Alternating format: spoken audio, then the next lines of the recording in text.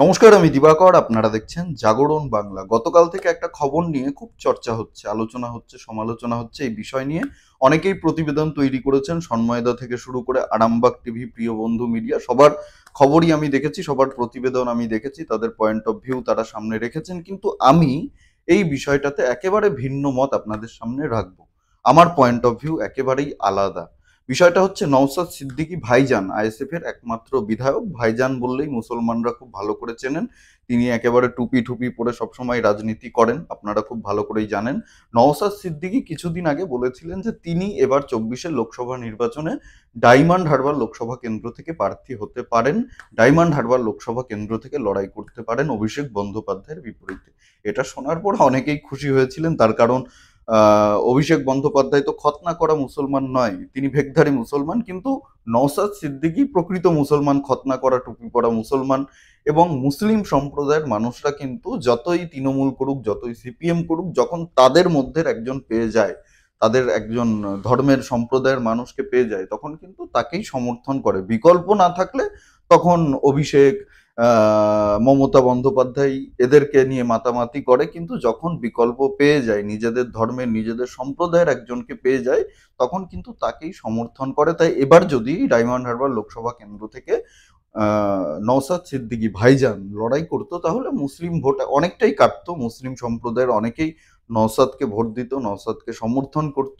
এটা নওশাদ সিদ্দিকী খুব ভালো করে জানে, এটা সিপিএম খুব ভালো করে জানে, এটা কংগ্রেস খুব ভালো করে জানে, তৃণমূল কংগ্রেসও খুব ভালো করে জানে, বিজেপিও খুব ভালো করে জানে, আপনারা সবাই খুব ভালো করে জানেন।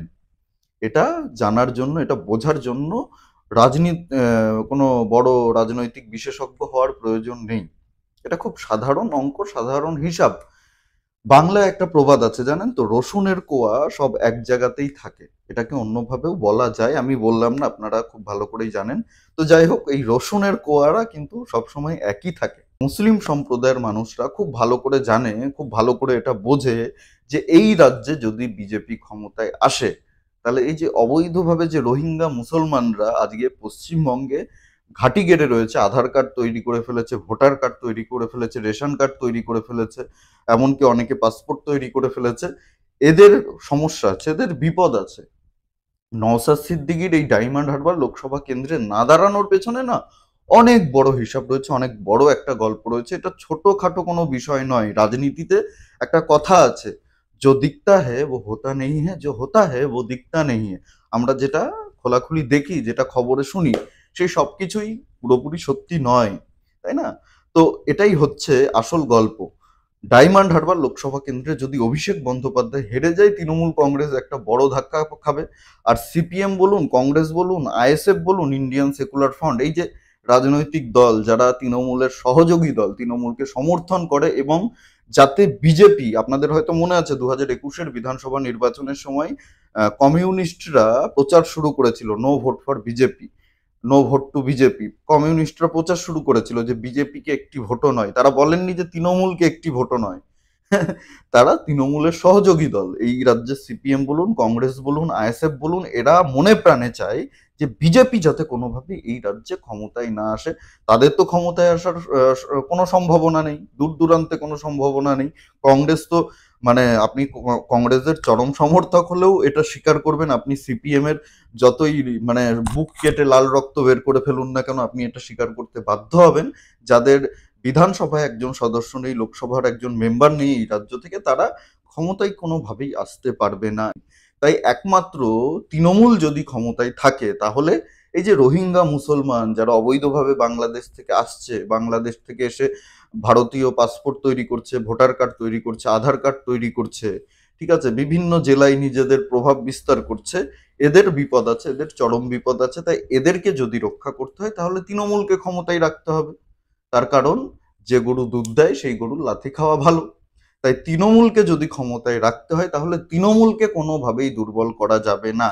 এদের প্রত্যেকের একমাত্র শত্রু হচ্ছে বিজেপি। এরা প্রত্যেকে মনে প্রাণে চায় যাতে বিজেপি কোনোভাবেই ক্ষমতায় না আসে। তাই এই যে সিদ্ধান্ত নওশাদ সিদ্দিকীর ডায়মন্ড হারবার লোকসভা কেন্দ্রে না দাঁড়ানোর, এর পেছনে অনেক বড় একটা রহস্য রয়েছে। সব রাজনৈতিক দল, বিজেপি বিরোধী সব রাজনৈতিক দল, ইনক্লুডেড তৃণমূল কংগ্রেস, সবাই মিলে এই সিদ্ধান্তটা নিয়েছে। যে বিজেপি কিন্তু আপনাদের এই সব আহ, রাজনীতির কারণে বাংলায় ঘাঁটি কাটতে পারে, বিজেপি কিন্তু ক্ষমতা দখল করে নিতে পারে, বিজেপি কিন্তু শক্তিশালী হতে পারে। আর বিজেপি যদি শক্তিশালী হয় তাহলে আপনাদেরই বিপদ।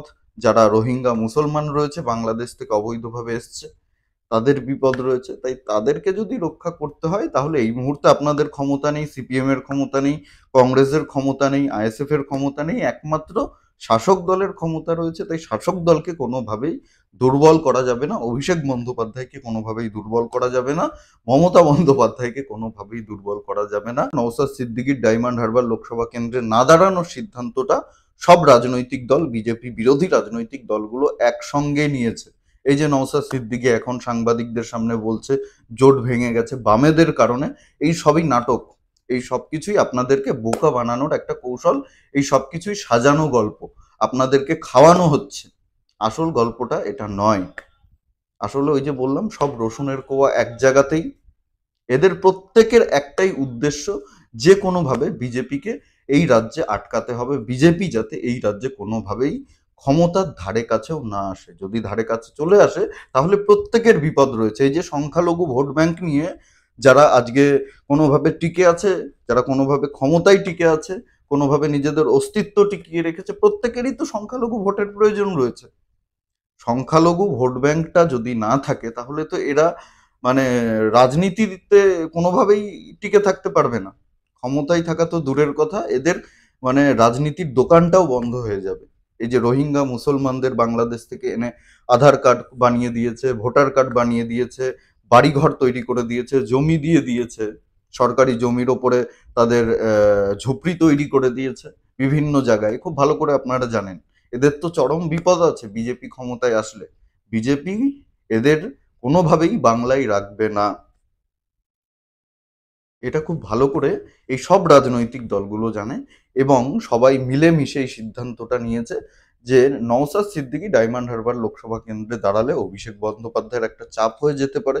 অভিষেক বন্দ্যোপাধ্যায়ের যদি চাপ হয় তাহলে তৃণমূল কংগ্রেস দুর্বল হয়ে যেতে পারে। আর তৃণমূল কংগ্রেস দুর্বল হয়ে গেলে সেই জায়গায় বিজেপি চলে আসবে।